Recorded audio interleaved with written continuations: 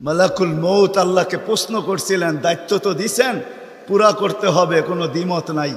কিন্তু মনে ভাবে মানুষ সারাদিন আমার নামের চর্চা করবে, খালি বলবে এই লোকটার কোনো কাজ নাই, শুধু সারাদিন গাজীপুরে ঘুরতে থাকে, যাকে মনে চায় তাকে উঠায় নিতে থাকে, সারাদিন আমার আলোচনা করবে, মানুষের মুখে মুখে থাকবে।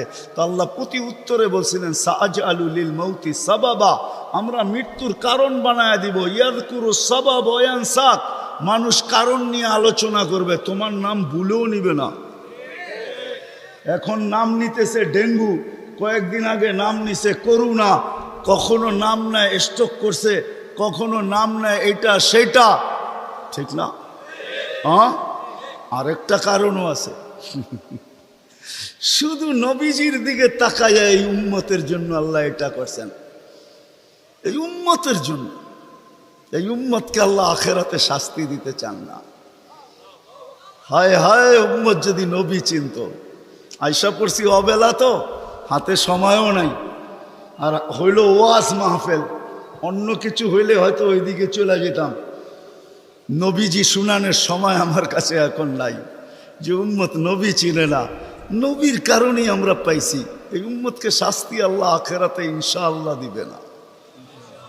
হ্যাঁ হ্যাঁ, দেয় তো দেয় কি কইরা, যার উপরে তিনবার কুদরতি হাত লাগছে।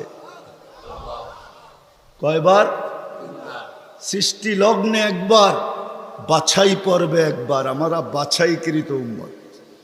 হুয়াজতাবাকুম জাহিদ, শুধু শুধু বলেন নাই, জাহিদু ফিল্লাহি হাক্কা জিহাদি।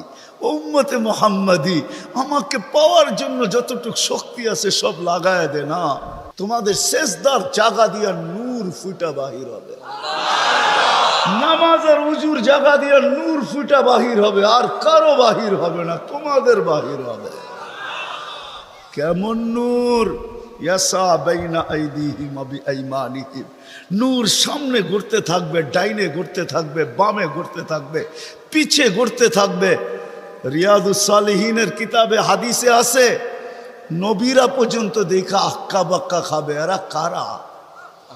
উম্মত তো খাবে, খাবেই। ফেরেশতারা বলবে চিনো না বুঝি, ঠিক না?